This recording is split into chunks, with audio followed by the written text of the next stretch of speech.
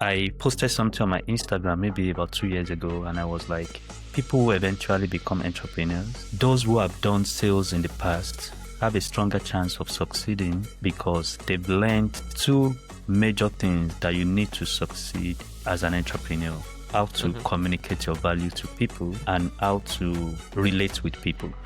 Yes. So what's the definition of opportunity? Or sorry, let me rephrase that. What's the definition of luck? Luck is when an opportunity meets preparation. Bingo. You're one of the very few people that actually gets that. I'll tell you another thing. I failed university. I was going to ask you. I saw it. Welcome to the Thriving Immigrant Podcast with Paul Adeyeye.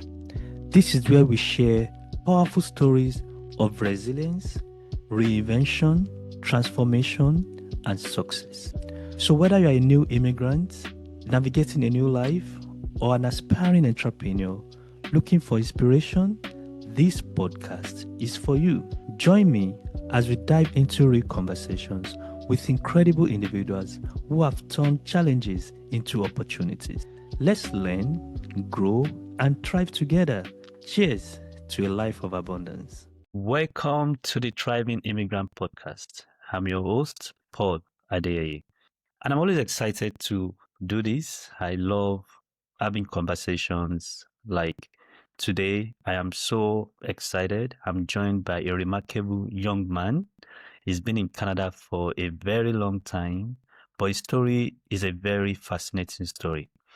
So my guest is AJ, is the CEO of Daylight. Probably must have come across the company, but a little intro into AJ's life. So today's conversation is a conversation of resilience. We are going to learn a lot about resilience. I'm sure you'll be hearing that word today. You're going to hear a lot from my guest about resilience. AJ moved to Canada at the age of 5. He was expelled from Congo with his family, found refuge and home in Canada, and has done amazingly well for himself. He has gone ahead to build a company that has employed hundreds of Canadians, giving them access to being able to take care of themselves. And that to me is amazing. Not alone has AJ done that, he has also impacted his community.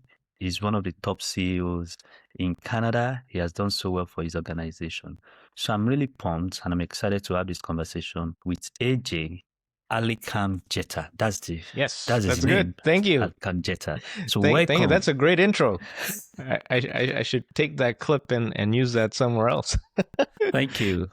Welcome to the Thriving Immigrant Podcast, AJ. Thank you for having me on board. So your story is a very unique story. It's different from the conventional immigrant story that I am aware of. So you came here at the age of 5. Maybe you were not even fully conscious of what was going on around you at that time. Yeah, no, I didn't quite know what was going on, no. Yeah. So do you want to share a little bit about your immigration journey? What do you know? Yes. So when we got expelled from the Congo, we came here as a family in 1974 here to Canada. And it was new territory for all of us. You know, none of us had been here. And I say none of us, my dad, 2 sisters, or my mother. And unfortunately for us, 2 weeks after we got here, my dad passed away from a heart attack. Right. So it was basically my mother and my 2 sisters and myself. And we were here. We didn't have much at all. We had a little bit of family that we stayed with for I don't know how long. I was very young at that time. But then my mother and my eldest sister worked. So my mother worked packing chocolate boxes at Laura Secord. And my sister, since she knew French, was a call center person for American Express. And my middle sister and I went to school, right? So my middle sister at the time was 11, 12, right? She's only 6 years older than me. And so we that's what we did. That was, you know, the struggle that we were in. And then after a few years, the Congo realized what mistake they made by expelling us as a community. And allowed us back. So my mom decided, okay, well, let's go back and see if we can make ends meet over there. So my mom and I, my sister stayed here, but my mom and I went back to try and see if we could make it work over there and make some money, but didn't quite work out so well. I came back in 1982. Okay. And then from 1982 onwards, I've been here. Amazing. Okay. I'm sorry to hear about the loss of your dad at that very tender age. Like, he Yeah, was just 2 weeks in the country yeah. and that happened. Sad. But here you are, you've done so well for yourself. So you've been described as a refugee to CEO. Yeah. And I'm really impressed with your journey. I am so impressed. When I saw your profile, I was like, wow, this is a different level. But beyond that Thank you. headline, Mhm. what mindset shifts were required at each stage of your journey? Because I know you are just trying to summarize the whole story. I'm Mhm. sure you have a lot to talk about. But I'm sure Yeah. at some point there were different change of mindsets. You come here as a refugee, there's a chance that you probably were seeing yourself as a minority. And Mhm. so do you want to walk us through what changed? Yeah. So one of the things that I like to convey to people is that, you have to understand the limitations you put on yourself. So and this is easier said than done. I acknowledge that because I still do that, right? So when we are in, we've come here or what have you, we think at least we're now in a more stable country, right? Maybe. And we think, okay, great, fantastic, we've made it here. And so now in your mind you can create a ceiling that's where you kind of, you're good, right? But that limitation is not the outside putting it on you, it's you yourself putting it on yourself, right? Hmm. So really, like one of the benefits of being in a country like Canada, they're not all countries are like this, is that there are limitations, yes, but there are no real limitations that where you can't do really, really well, even as an immigrant coming in at any time. You can do really, really well because there are many avenues to do well, and the biggest limitation is your own mind. That voice on your shoulder that's saying, "No, you're done good. You've done well," versus the other one saying, "No, if you try something, it'll fail. Whatever, right? You should stay where you're at." That's where you got to kind of work at in terms of once you get here and you want to expand. And so for me, that kind of self-limitation got eroded, or I broke through some of them. And I can share a few techniques or ideas about that if you want. Yes, please. You said something that I find very profound, and I think is the way you put it. Like, the limitations we put on ourselves are probably the ones keeping us back. And Yeah. sometimes we don't even see it like that. So it's important for us to recognize that. Yeah, And absolutely, yes. but we really love And like to. I said, it's easier said than done because I still do it, right? I gotta break through that. And I appreciate the vulnerability. Like, thank you for letting us know that you still do it, even though you've recognized that. Yeah. Yeah, you were going to share some techniques to achieve that. Yeah. So, in terms of breaking through some of these self-imposed limits, right? Some of the books that have helped me is they're classic books, but there's new versions of these kinds of books, right? The idea is that the self-improvement kind of books. So for example, one of the ones that really foundationally helped me was How to Win Friends and Influence People by Dale Carnegie, The Magic of Thinking Big. There's some of them are back here. There's a number of books like that. Anthony Robbins, his books, Unlimited Power, etc. Right? So by ingesting that knowledge, right, which books are relatively cheap. Save some Starbucks money, buy a book, right? That can help you, not a book that can waste your time. And so by doing these things, you understand. Oh, wait a minute, this is a limitation. I can get over this by thinking like this, or I can, so that's one of the things that you can kind of do to help yourself realize that you can do more. Thank you. You want to share more? Okay, before you share more, I just Yeah. wanted to talk about those books. And I'm glad that you mentioned those books. Those are powerful books that I have read. For example, How to Win Friends and Influence People by Dale Carnegie. I read it every January. So there are every two January. books. Wow, that's it. That's amazing. I've read it a few times, but not that disciplined. Oh, I read it every January. There are two books I read every January: How to Mhm. Win Friends and Influence People by Dale Carnegie, Mhm. and No Excuses by Brian Tracy. Oh yes, yes. I have not read that book, but I know I've heard of that book. Yes. Yeah, two powerful books. They just set me in the right direction for the year. That's right. That's right. Yeah. Yeah, and I've read The Magic of Thinking Big a few times, but Yeah. those two books, I read them every January. Okay. Yeah. Good. That is awesome. That is awesome. I wish everybody else Amazing. did that. And there are modern versions of these ideas, right? There are modern, like, those are old books, right? Those books are written in Yeah, the 50s, 60s. There are so it's good to be in that habit. right. And I think it's even is cheaper for people, or it's almost at no cost for you now if you are really intentional about developing yourself. Yeah. When you were growing up, you didn't have this unlimited access to resources. You mentioned that Correct. it's cheap to buy books now, like just Yeah. save some money for Starbucks. Sometimes you don't even need to pay to buy books. There are a lot of books available online that you can read, you can download, Yes. Yes. you can yes. subscribe, Yeah. Or costs go you to the less than library $2 and just sign it out. and just sign it up. So Yeah. we live in an amazing time Yeah. where I think everyone has the opportunity to become somebody. Like Yes. the limits that we used to have, we don't have them like that anymore. Some of those limits have been broken by technology and all that. Yeah. And also being in the right kind of country. True. Yeah. Yeah. The The environment, also that matters. environment that there's ways. Anywhere you are, there's ways. It's just easier here. Yeah.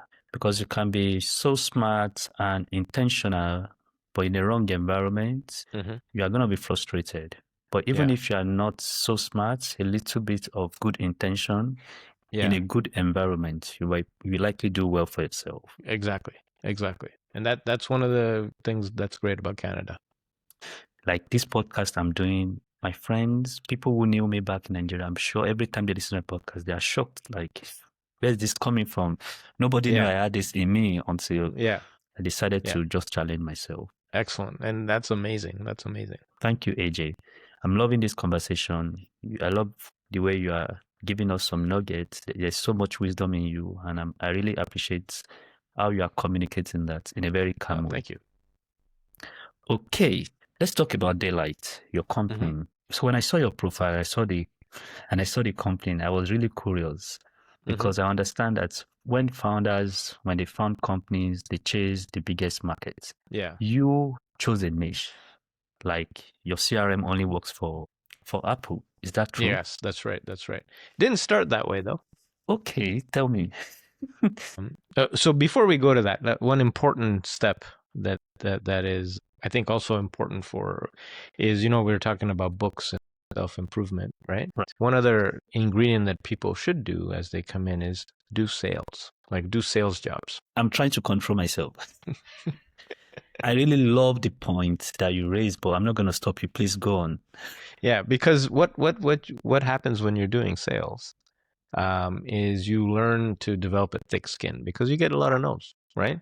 And you getting through that helps you also get through your own no's, right? So when you're here, you're younger, you're just starting out, and getting into sales is a good idea. You'll get a lot of no's, you get a lot of rejection, but what doesn't kill you makes you stronger, right? Absolutely.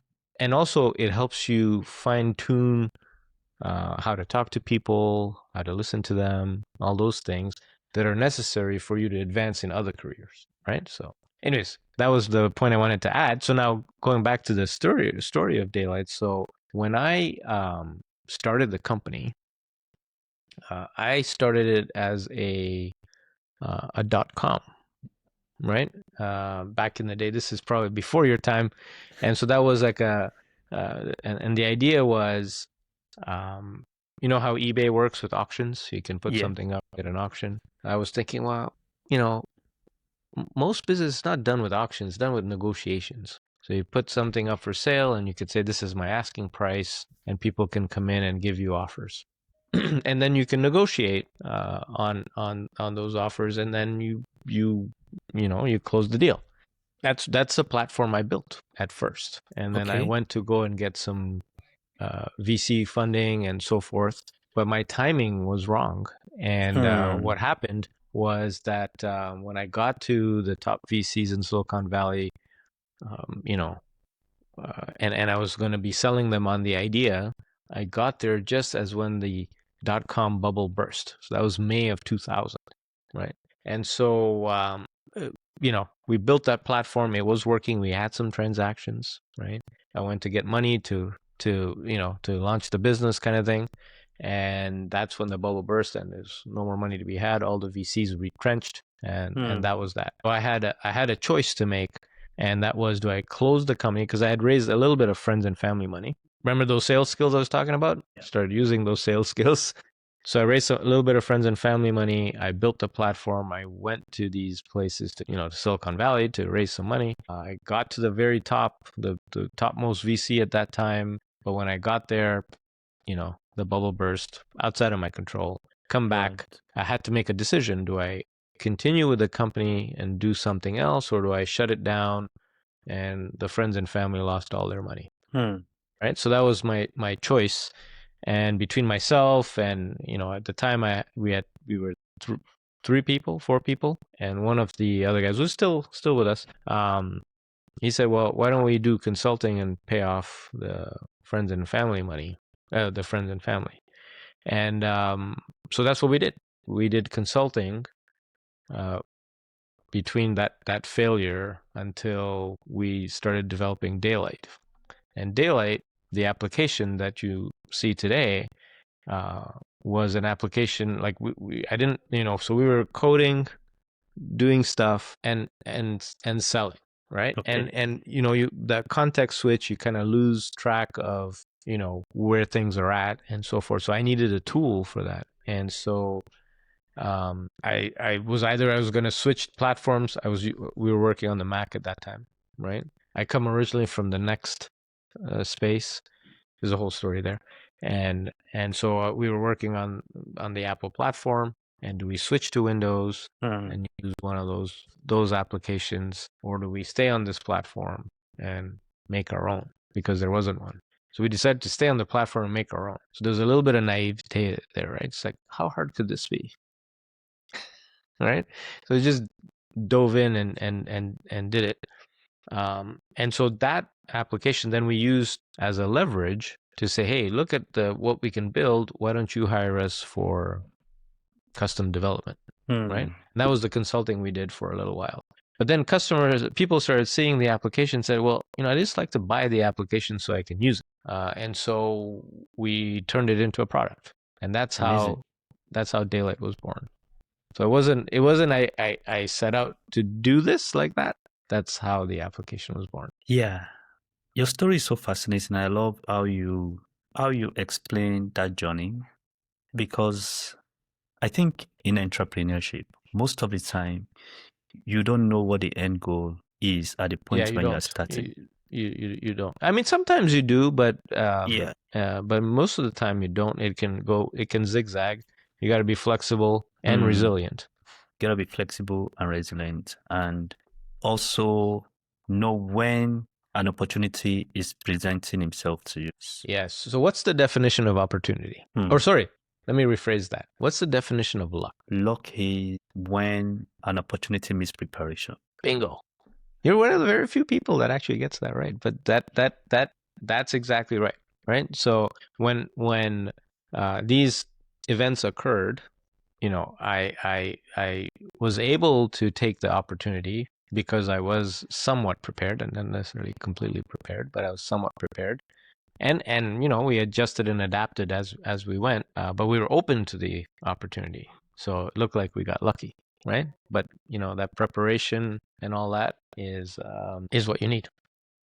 Amazing. That preparation is reading those books. You know, it's like all kinds of stuff. Yeah, and everything we add up in time. Everything we eventually add up. Like some of the skills you are getting, some of the skills you are acquiring unconsciously or subconsciously.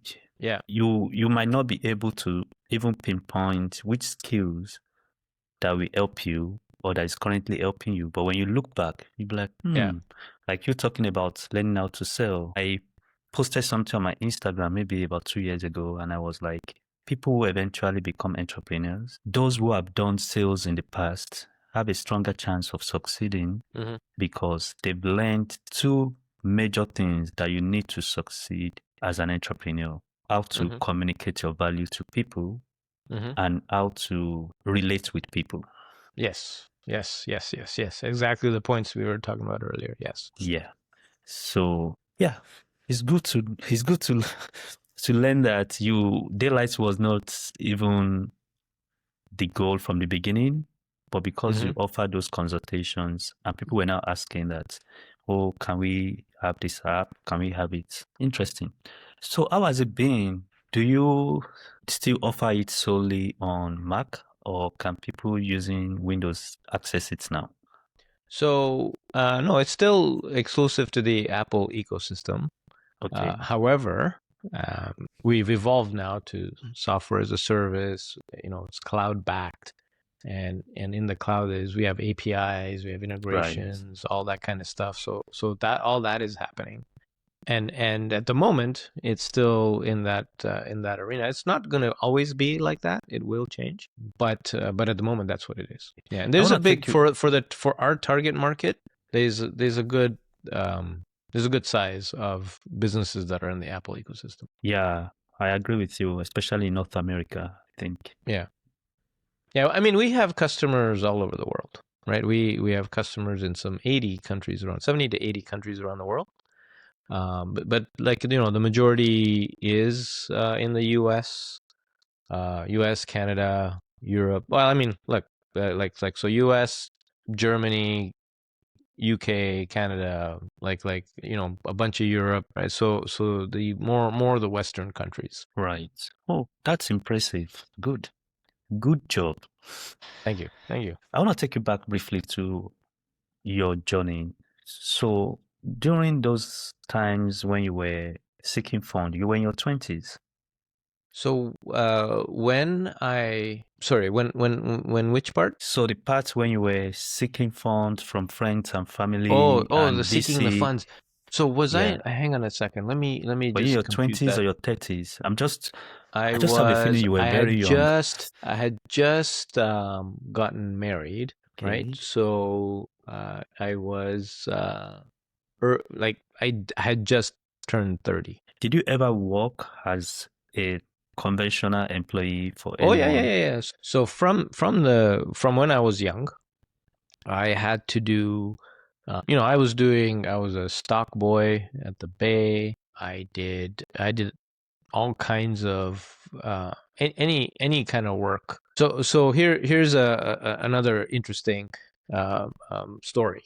I'll tell you another thing. I failed university. I was going to ask you. I saw it, but tell I me. failed university, right? So what happened was, I went to high school. I struggled a little bit in high school. I didn't graduate with the greatest grades. I wanted to get into engineering, and I couldn't because I didn't have the math grades, right?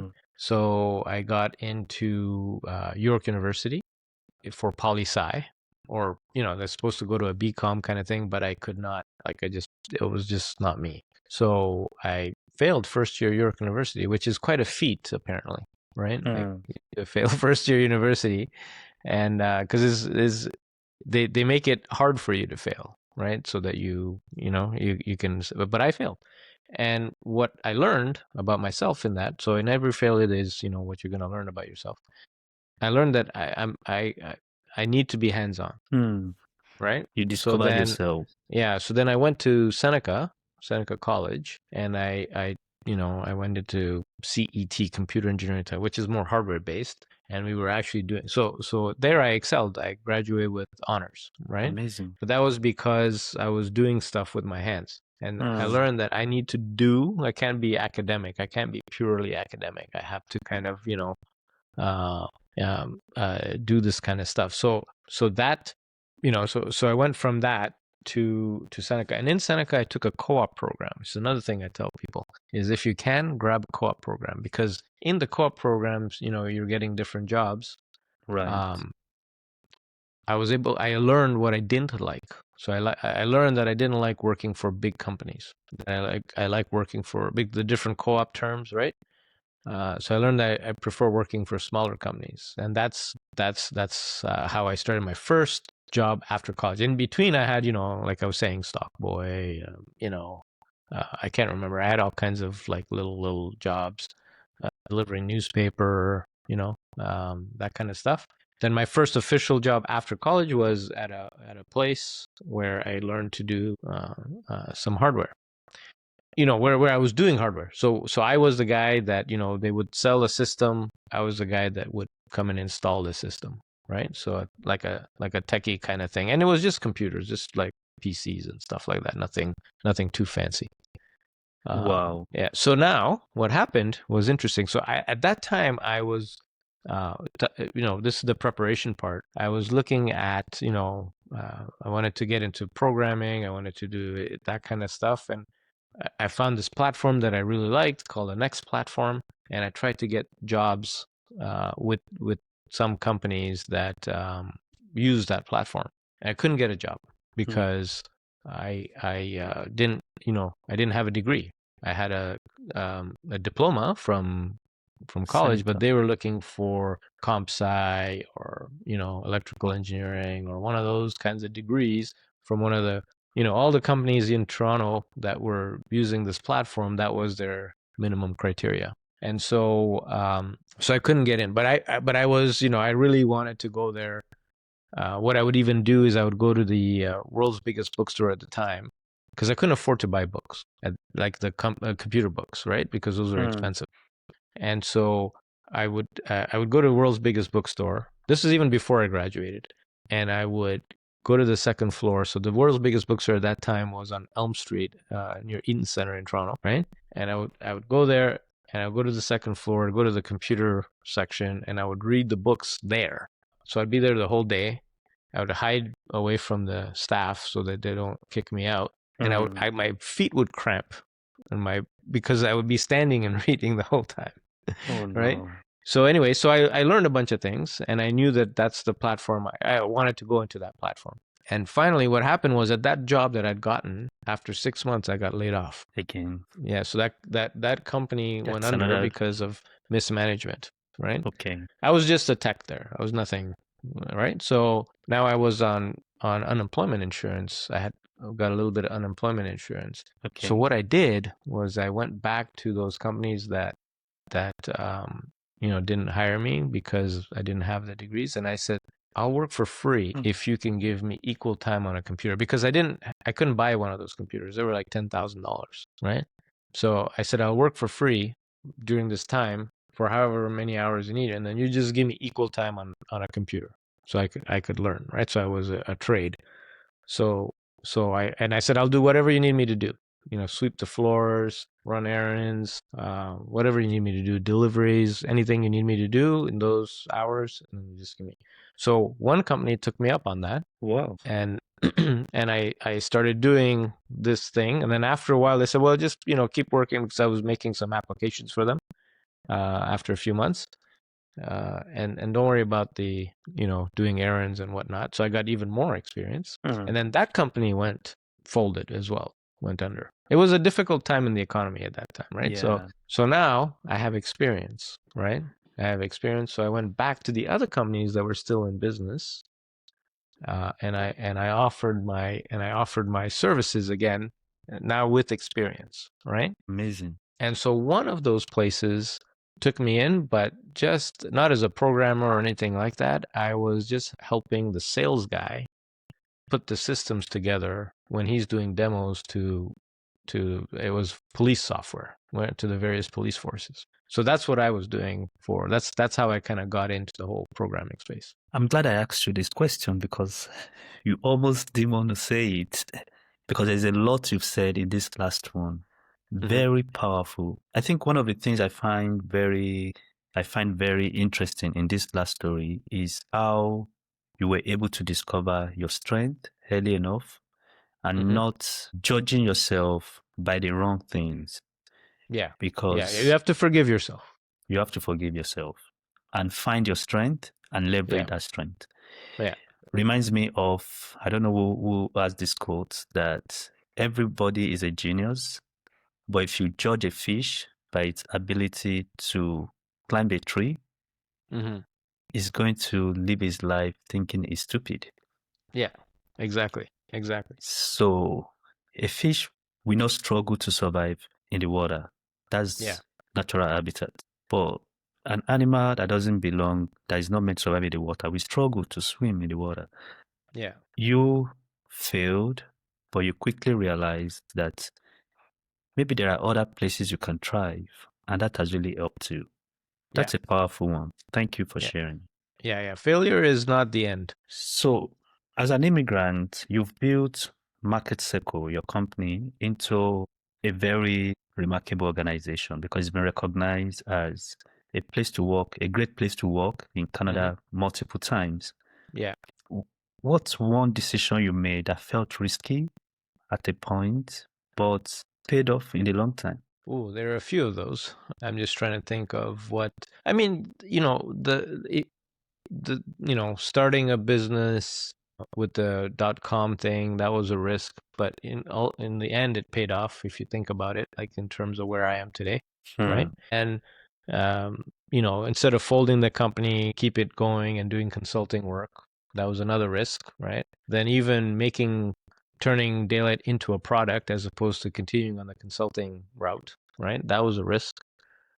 Then in 2007, we had enough revenues from the product that I could forego consulting, right? I didn't have to do consulting anymore. And so that was a risk, right? Then sticking with the Apple platform is a risk.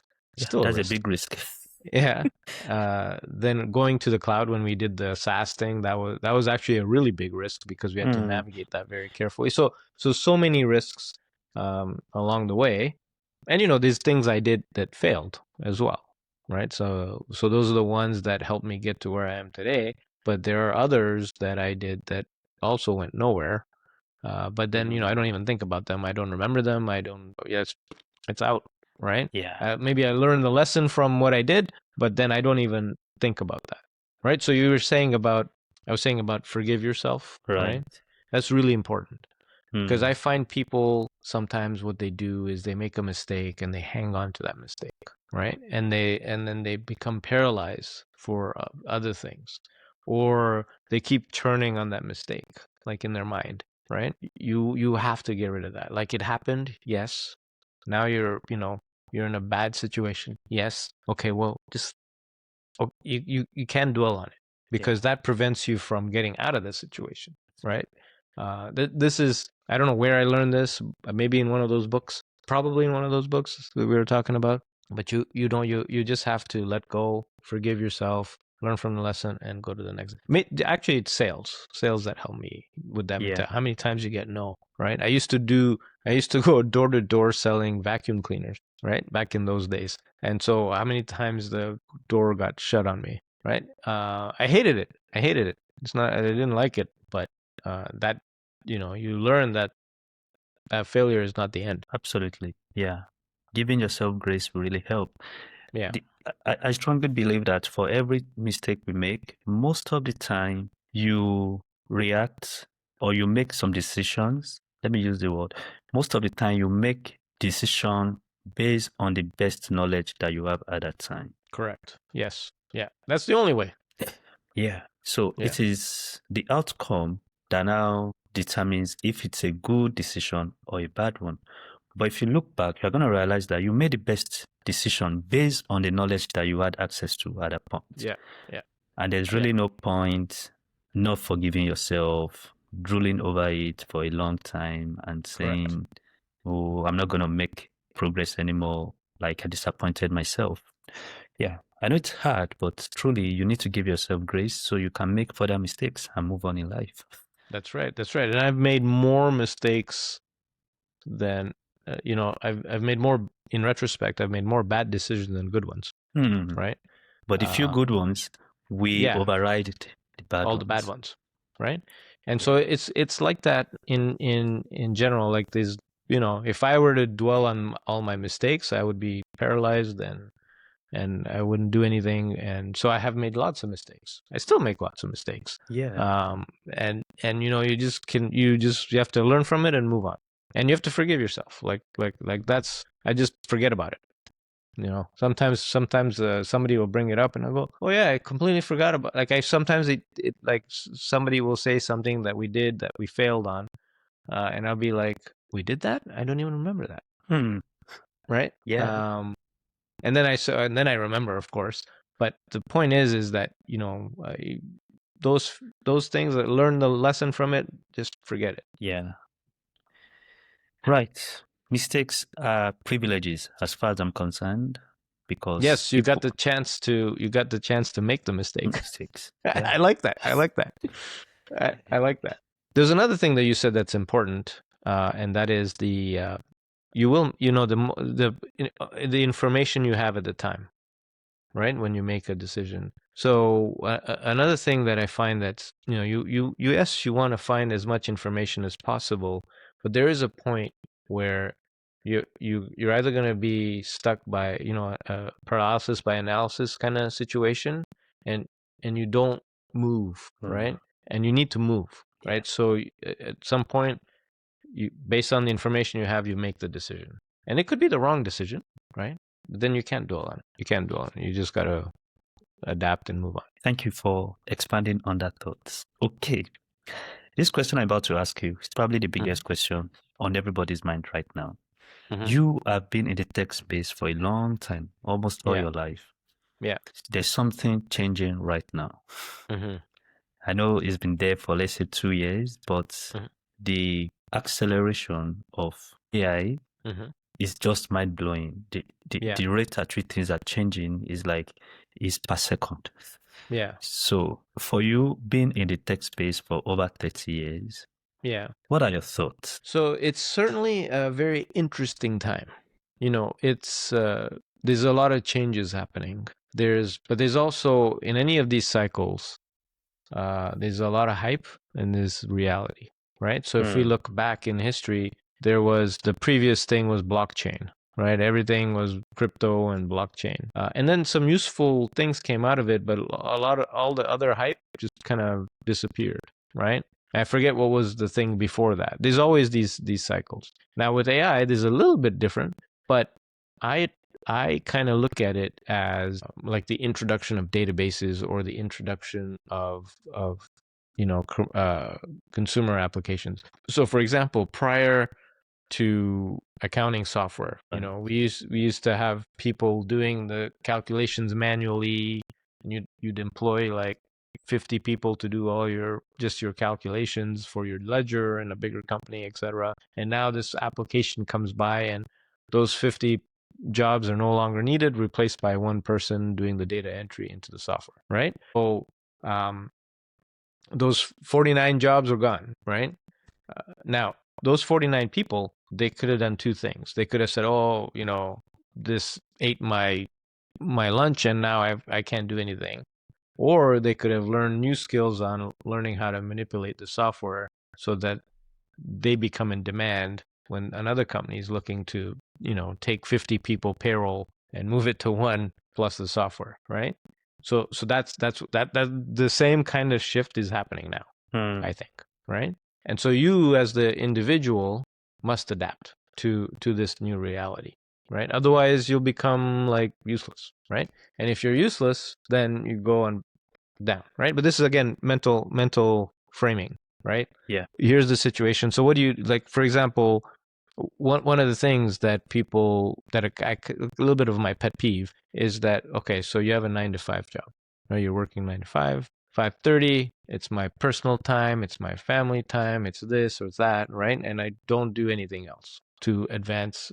I don't do anything else. I'm doing the family time. I'm watching TV. I'm watching sports, and the same thing for Saturday, Sunday.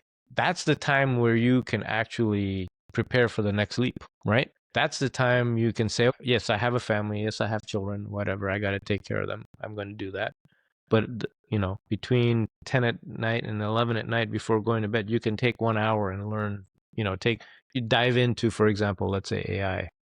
Yeah. Or, if you were back in the day and it was accounting software, you could dive in and learn a few things, maybe get the manual because maybe you can't get the software. You could do those kinds of things to prepare yourself to go to the next thing.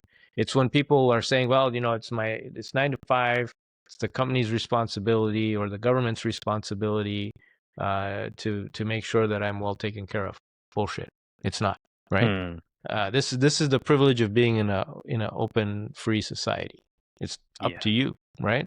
You the privilege, like we have the ability to become millionaires, billionaires, whatever. But it's not up to the government to do that for you, right? It's up to you. So now you have this opportunity. You're working. You're meeting your financial needs with the 9 to 5. What are you doing with the other? Okay, yes, you're going to sleep 6 hours, 7 hours. What are you going to do with the rest 6, 7, 8 hours that you have? You can split some of that with your personal stuff, your social and whatever. You have to do that. You're taking care of yourself, working out. And then you have some time, some free time. Instead of watching TV and sports, invest it in yourself. Awesome. Right? So that prepares you for the next thing. So now with this whole AI thing that's happening, this is the time to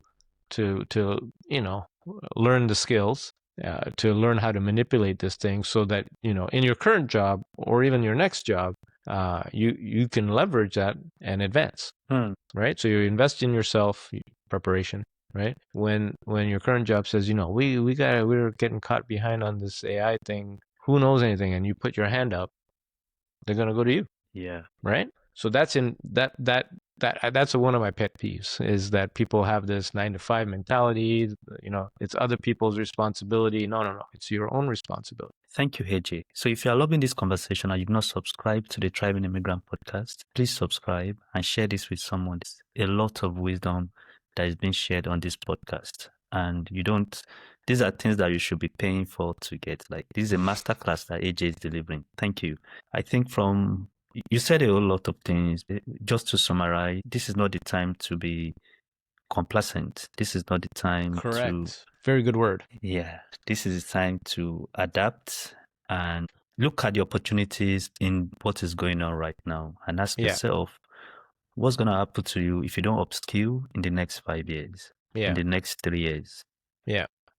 100%. Because really, maybe these are situations beyond your control. You just have to be responsible. And one of the books I recommend for people in my community is Who Moved My Cheese by Dr. Spencer. I don't know if you've... that's a great book. That's a great book. Short and powerful. Who Moved My Cheese by Dr. Spencer. So if you are listening to us right now and you are overwhelmed or you are stuck, I just want you to realize that there's nothing you can do about AI. It has come and it's going to come to stay. Yeah, it's going to keep going. It's going to keep going. It's going to keep going. Running. Yeah. And you can't fold your arms. Just get a book, Who Moved My Cheese. You can complete that book in 2 hours and it's going to do something to your mindset. And we also live in an amazing time. You can pick up your phone and learn new skill right away. There's YouTube. There are so many things that you can use to learn about AI and position yourself strategically for what is coming. Yeah, and there's free accounts on various things that you can use to learn and try and stuff like that. So there's lots of opportunity. Yeah, this has been an insightful conversation. One more question before I let you go, AJ. If you were going to start a business right now in this age of AI, with all the things you've learned over the last 3 decades, what would you do differently? Or let me say, I'm a 25-year-old now. Yeah. And I'm meeting you for mentorship, and I say I want to start a business, what would you tell me? So I would say, 1, do it, right? Number 2, I would say is, there's the usual advice, hard work and all that, right? But what's also important is who you have with you, because you can't do it by yourself. Yes, you can have some AI agents helping you, and you can get further with the AI agents, but ultimately you'll need people. And the people that you have with you, it's very important that they're the right kind of people. And when you don't have those right kind of people around you, either they're your employees or your partners or whatever, you got to get rid of them and find the right people, because they will either pull you down or they will lift you up.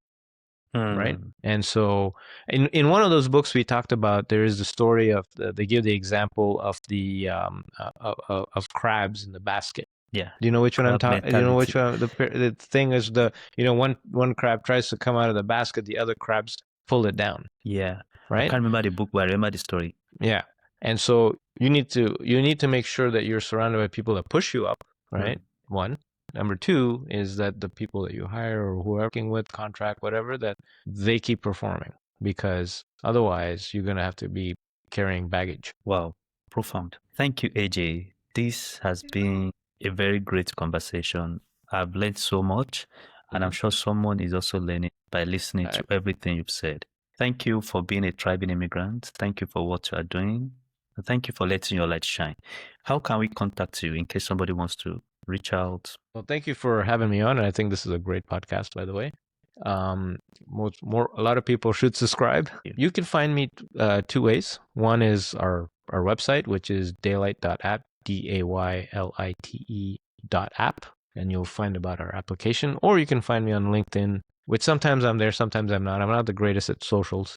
It's my full name, Alykhan Jetha. Awesome.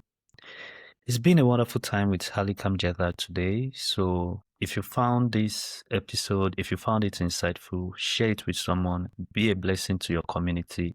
Till I come your way again, stay thriving.